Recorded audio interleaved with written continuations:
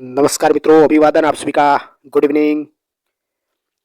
राजस्थान अध्यापक पात्रता परीक्षा रीट 2024 जिनके लिए मनोविज्ञान आपके जो बाल विकास और शिक्षा शास्त्र है उनसे जुड़े हुए 30 क्वेश्चन कवर करने के लिए आप हमारे साथ जुड़ जाइए, इस चैनल पर जुड़ जाइए, क्योंकि मैं आपके संपूर्ण हस्तलिखित ये नोट्स है कलाम एकेडमी के जो कलाम कोचिंग सीकर है उनसे ये बाल विकास शिक्षा शास्त्र के संपूर्ण नोट्स है। टॉपिक वाइज हम देखते जाएंगे, आप हमारे साथ जुड़े रहें और आपको पीडीएफ प्राप्त करनी है टेलीग्राम जरूर ज्वाइन करिएगा। बहुत अच्छे से ये नोट्स है। पहला टॉपिक आपका आता है बाल विकास से जुड़ा हुआ वृद्धि, ग्रोथ।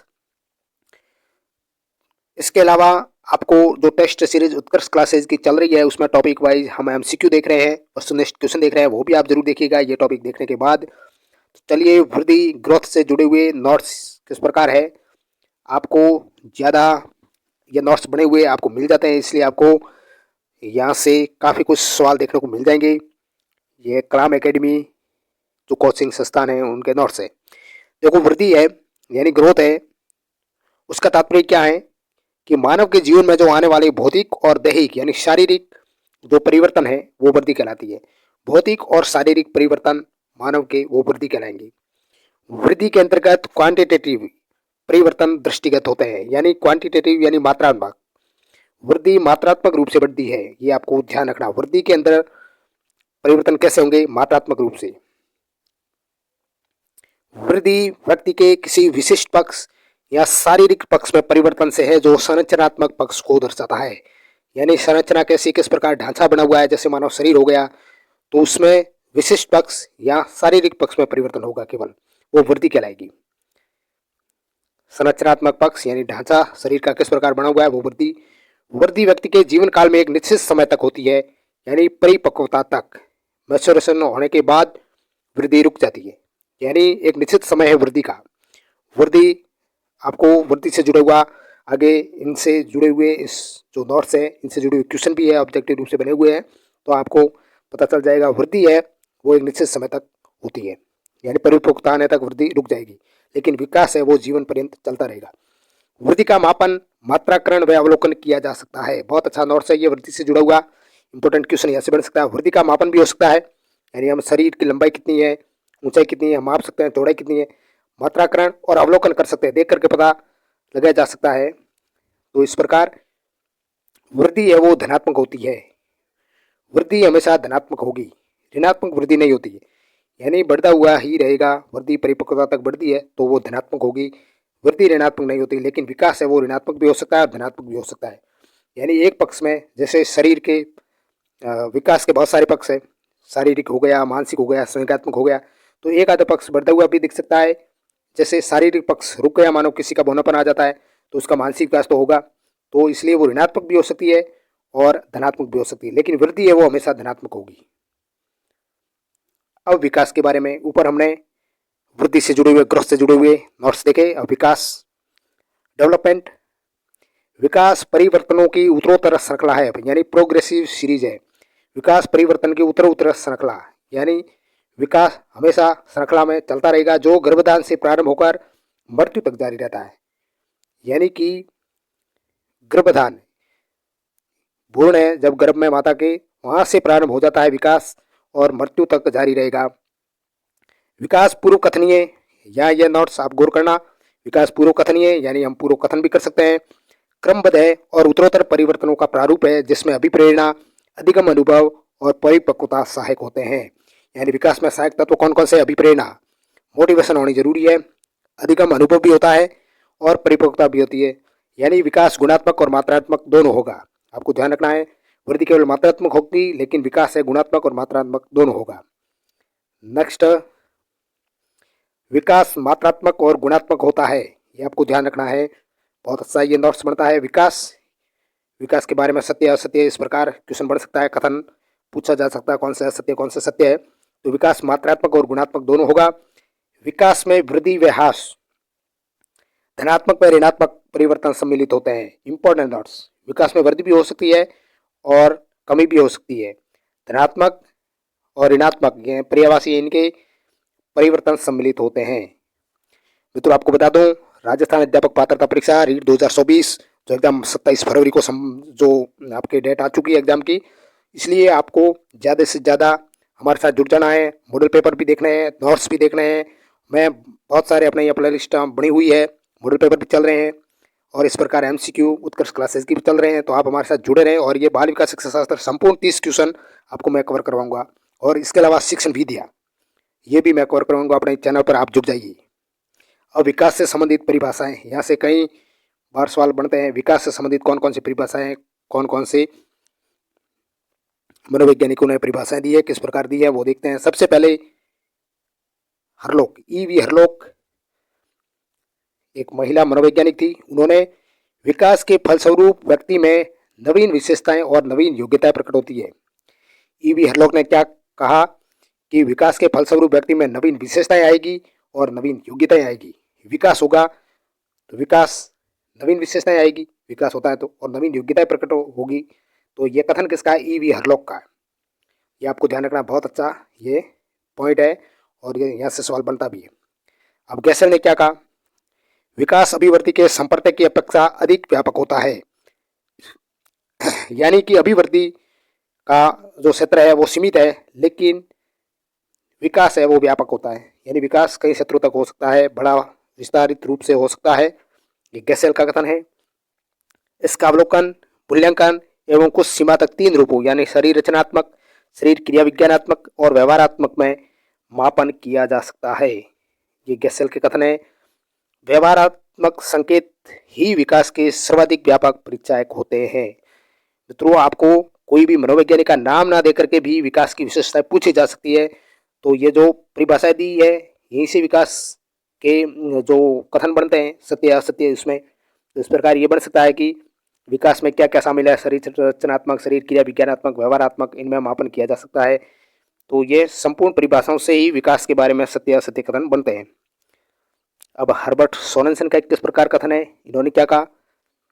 विकास का अभिप्राय परिपक्वता तथा कार्यपरक सुधार की वह प्रक्रिया है जो संरचना एवं स्वरूप में हो रहे गुणात्मक और परिमाणात्मक परिवर्तनों के फलस्वरूप होती है।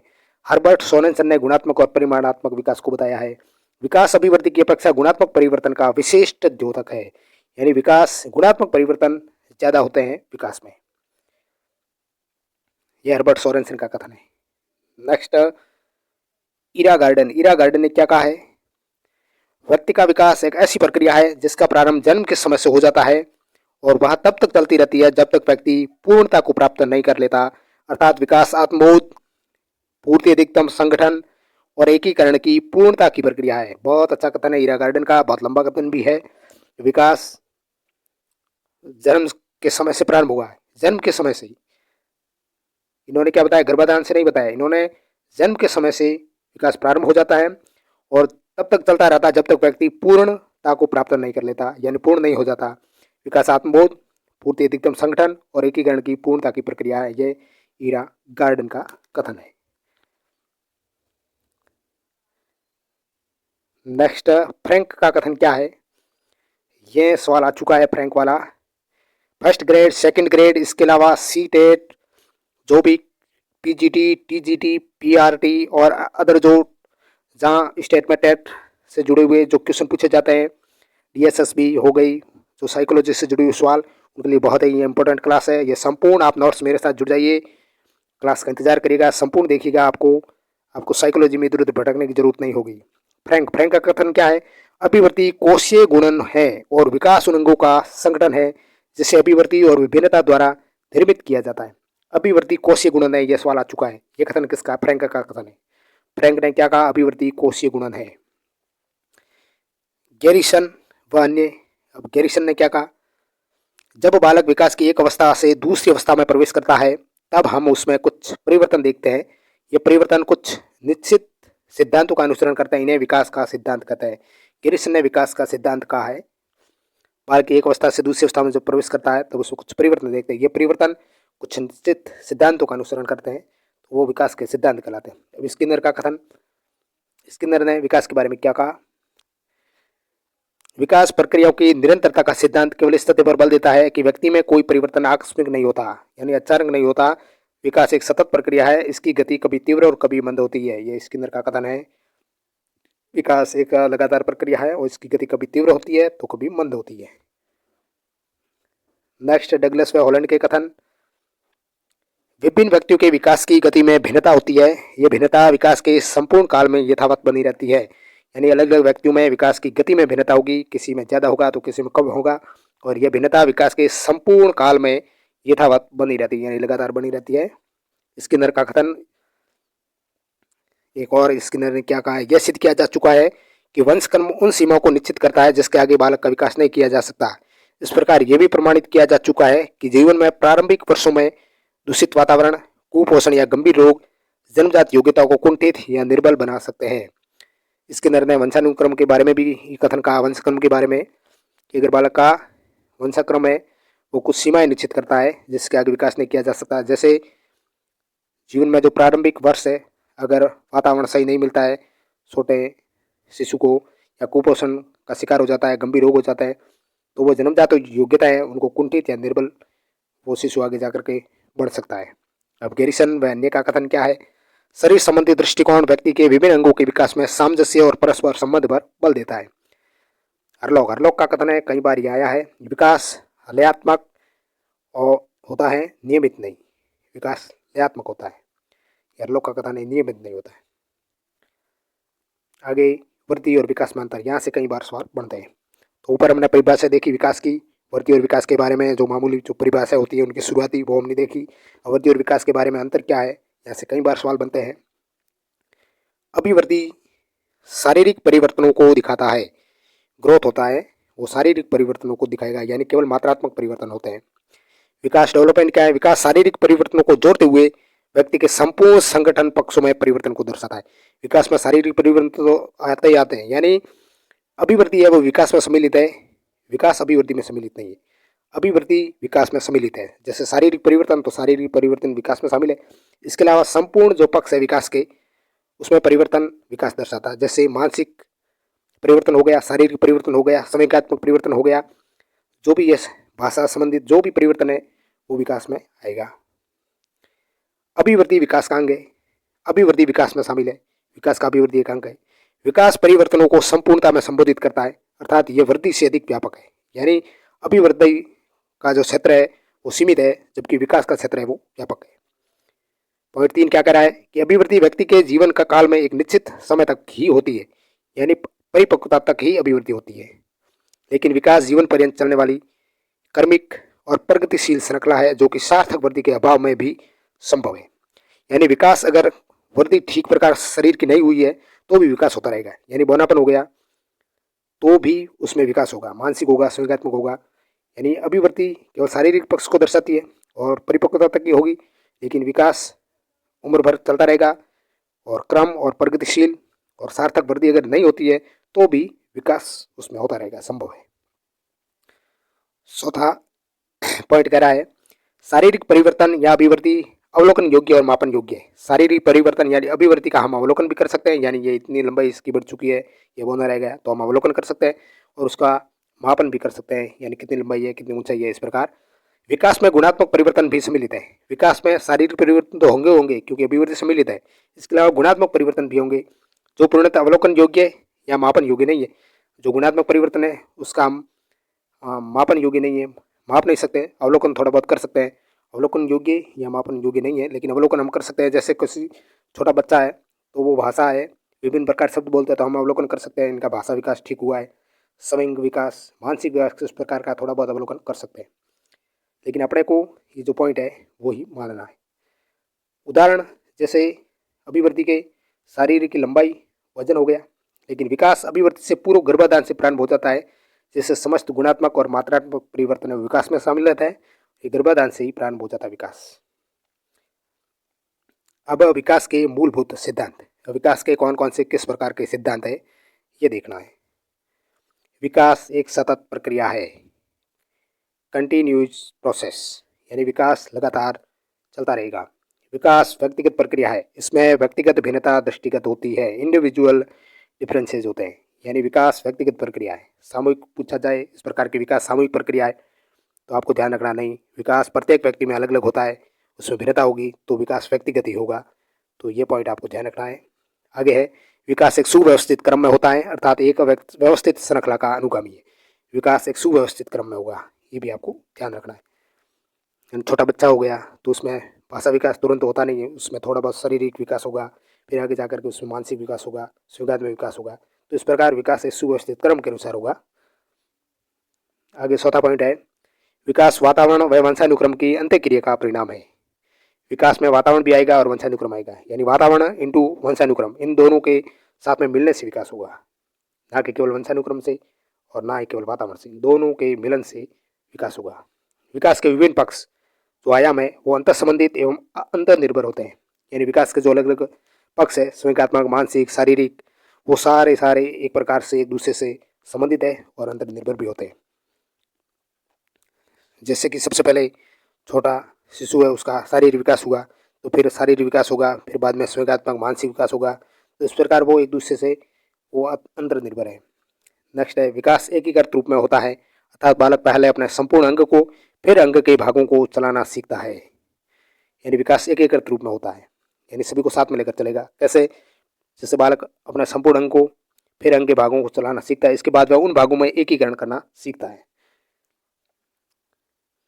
वह आगे स्पेलोकोडल जो आएगा, मस्तकोद्मुखी, सिर से पैरों की ओर, शरीर से बाहर की ओर, इस प्रकार वो संपूर्ण अंग को फिर धीरे धीरे, यानी हाथ को पहले, भुजाओं को, फिर उसके बाद में उंगलियों को, इस प्रकार फिर बाद में पूरे हाथ को वो चलाना सीखता है। विकास संशय होता है, कम्युनिटेटिव, ये सब याद रखना है। विकास संशय होता है, विकास एकत्रित करता है सबको। विकास सामान्य से विशिष्ट की ओर अग्रसर होता है। विशिष्ट से सामान्य की ओर पूछा जाए तो गलत है कथन। विकास सामान्य से, यानी पहले सामान्य फिर विशिष्ट की ओर जाएगा। यानी सामान्य कैसे? पहले बालक भुजाओं को हिलाता है, फिर धीरे धीरे वो अंगुलियों को हिलाएगा, तो अंगुली विशिष्ट हो गई, एक अंग हो गया केवल, सामान्य भुजा। तो सामान्य से विशिष्ट की ओर विकास होगा। शुरू में बालक का अविभेदीकृत व्यवहार वयस्क होने पर अधिक विभेदीकृत, परिष्कृत व्यवहार और लक्ष्य निर्देशी व्यवहार के रूप में विकसित होने लगता है। यानी सामान्य से विशिष्ट की ओर कैसे इन्होंने उदाहरण दिया है। शुरू में बालक का अविभेदीकृत व्यवहार, यानी व्यवहार सही नहीं रहता, शुरुआत में बालक उद्दंड होते हैं, फिर बाद में वयस्क हो जाता है तो विभेदीकृत हो जाता है, यानी पहचानने लग जाता है, उसका व्यवहार ठीक हो जाता है और लक्ष्य निर्देशित व्यवहार के रूप में वो विकसित होने लगता है। जनरल टू स्पेसिफिक, ये शब्द आपको याद रखना, सामान्य से विशिष्ट। आगे 9वां पॉइंट है, विकास पूर्वानुमेय होता है, अर्थात इसकी भविष्यवाणी की जा सकती है। बहुत अच्छा ये पॉइंट है, प्रेडिक्टेटिव इन नेचर, यानी हम भविष्यवाणी कर सकते हैं विकास की, पहले से हम पता लगा सकते हैं, पूर्वानुमान लगा सकते हैं विकास के बारे में। बालक एवं बालिकाओं में विकास की दर में भिन्नता होती है, ये इंपॉर्टेंट पॉइंट हो जाता है। यानी दोनों में समानता नहीं होती है, विकास की दर में बालक और बालिकाओं में भिन्नता होती है। यानी 12 वर्ष बालिका परिपक्व हो जाती, 14 वर्ष पुरुष में। इस प्रकार शारीरिक रूप से कहो तो, मानसिक रूप से कहो तो बालक और बालिकाओं में भिन्नता होगी। विकास लंबवत न होकर वर्तुलाकार होता है, स्प्रेल इन नेचर, यानी विकास एकदम लंबा नहीं होकर वर्तुलाकार होता है, यानी घूमता पूरे शरीर को साथ लेकर चलता है, इस प्रकार वर्तुलाकार होता है। विकास की आरंभिक बुनियाद, यानी जो नींव है वो अधिक महत्वपूर्ण है, अर्थात प्रारंभिक विकास बाद के विकास से अधिक महत्वपूर्ण है। यानी विकास की जो आरंभिक बुनियाद है ठीक प्रकार से शिशुअवस्था, गर्भावस्था, शैशवावस्था, बाल्यावस्था ठीक प्रकार की हुई तो आगे फिर बाद में किशोरावस्था, प्रौढ़ावस्था ठीक प्रकार से होगी, उसका विकास ठीक होगा। यानी पहले प्रारंभिक विकास महत्व रखता है। विकास में जातिगत एकरूपता दृष्टिगत होती है, यूनिफॉर्म पैटर्न होता है। जातिगत एकरूपता, यानी जैसे मनुष्य है तो मनुष्य, फिर मनुष्य, इस प्रकार वो बनेगा, फिर पशु है तो पशु, फिर पशु, इस प्रकार विकास जातिगत एकरूपता ही दृष्टिगत होगी दोनों में। विकास में परिपक्वता एवं अधिगम की महत्वपूर्ण भूमिका होती है। विकास में परिपक्वता और अधिगम, यानी विकास परिपक्वता इंटू अधिगम का भी योग है, यानी परिपक्व हुए बिना अधिगम नहीं होता है। छोटे बच्चे को आप पेड़ पर चढ़ने को कहते हैं तो वो पेड़ पर नहीं चढ़ पाता है, शिशु होता है, तो इस प्रकार को सीखने के बाद ही वो होगा। विकास में परिपक्व हुआ तो फिर अधिगम भी होगा, यानी इन दोनों की भूमिका होती है, परिपक्वता इंटू अधिगम। विकास की प्रत्येक अवस्था में जोखिम रहता है, ये इंपॉर्टेंट शरण है। विकास की प्रत्येक अवस्था में जोखिम रहता है तथा प्रत्येक अवस्था की अपनी विशेषताएं होती है। विकास की प्रत्येक अवस्था में जोखिम रहता है। विकास ऐतिहासिक, भौगोलिक और सांस्कृतिक परिदृश्यों या परिवर्तनों से प्रभावित होता है, ये भी इंपॉर्टेंट नोट्स। तो ये 16 नोट्स है विकास के बारे में, यहाँ से कई बार सवाल भी आ चुके हैं कथन बनते हैं सत्य असत्य के बारे में, तो ये आपको रट लेना है पूरे के पूरे। फिर एक इम्पोर्टेंट यहाँ से कई बार सवाल बने, विकास स्पेलोकोडल होता है, यानी सिर से पैर की ओर। स्पेलोकोडल यानी पहले सिर का विकास होगा, फिर पैरों की ओर जाएगा।